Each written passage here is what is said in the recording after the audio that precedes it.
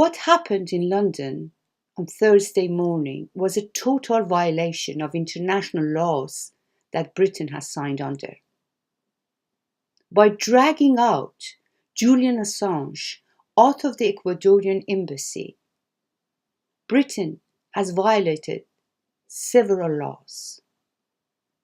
One, the right of a political refugee to security and safety.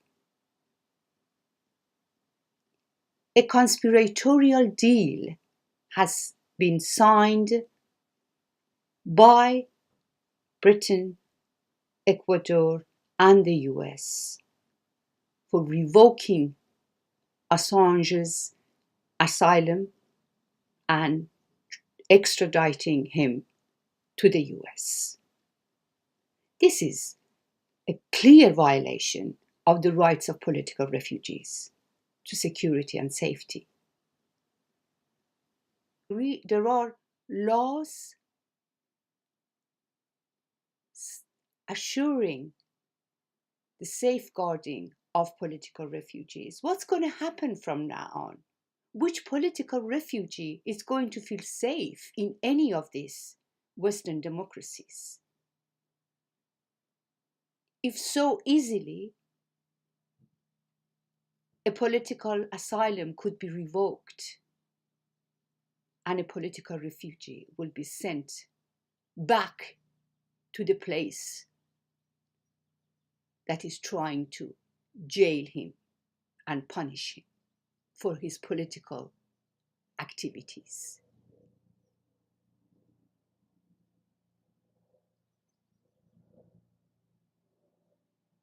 This is a precedence very, very significant and very important. By dragging out Assange from the Ecuadorian embassy and arresting him and starting a process of extradition of Assange to the US, Britain, the US have violated the right to freedom of expression, freedom of journalism, and freedom of information. What is Assange's crime? Assange and WikiLeaks have published tens of thousands documents, confidential documents. But what kind of documents? Documents revealing the war crimes committed by the US in Iraq and Afghanistan, the violation of human rights that these countries credit themselves for upholding them. These documents reveal the corruption of the US government and establishment. Isn't that the right of US citizens, or the world citizens for that matter, to be informed of war crimes, violation of human rights, and the corruption by their government? How can that be justified?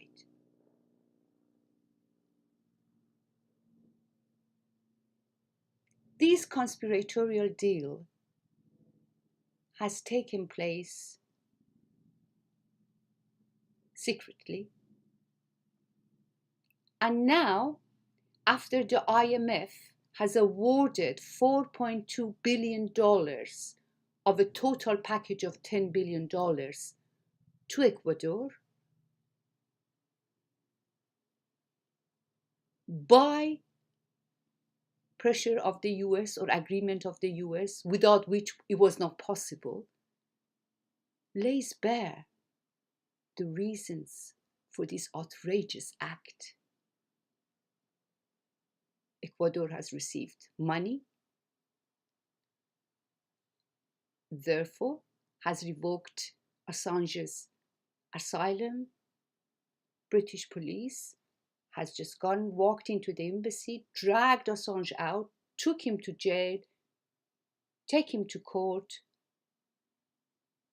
and they're talking about extradition.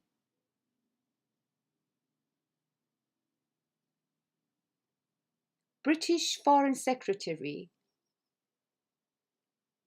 has stated no one is above the law.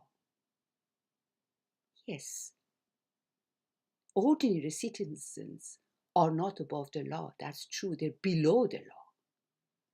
But the establishment, the government, the big money, they are above the law. What's happened in Assange's case shows this fact so clearly. Assange has committed no crime whatsoever. They framed him for different reasons. Rape in Sweden, where the woman herself has said she was not raped. All of that to extradite Assange to the US so he could be tried and jailed and made example of. Whoever dares to publish documents revealing US crimes against humanity. We should not allow this to happen. We should not allow this to happen. All freedom-loving people, all people who believe there should be a freedom of expression in the country, at least in the West, that's not under dictatorship and despotism. There is democracy, so there should be freedom of expression, freedom of information for citizens, and the right to a secure life for political refugees. They should protest. We should not allow Assange to be extradited to the US. We should try and protest for his freedom, as he's done nothing wrong. He's done nothing wrong. With the help of Assange, WikiLeaks, and Chelsea Manning, people of the world became aware of all those crimes committed by the US in Iraq and Afghanistan. The crimes for which not Assange or Manning, but the US president, the US government, US generals, and British government and generals should be tried. Tony Blair and George Bush are walking free, and Assange and Manning have been put into jail. This is a very unfair world, but not only unfair, very dangerous world. We should not allow this precedence to go unprotested. We should not allow this outrageous act to be committed without protest. We should try and stop it. To be honest with you, what is the difference between what the British government and US have done and the act of terrorist organizations who kidnap journalists, take them hostage, forcing them to take back their words, their beliefs, or they kill them? Hopefully, Assange will not be killed, but the act when you put it in the political context of today, is very similar. Very similar. We should organize a protest movement against this act, not only for Assange. Doesn't matter whether you like him or not, whether you agree with his political ideas or beliefs, whether you think he's a good man or a bad man, these are irrelevant. What is relevant is what is at stake, and that is freedom of expression, freedom of information, and the safety of political refugee and asylum seeking by political activists.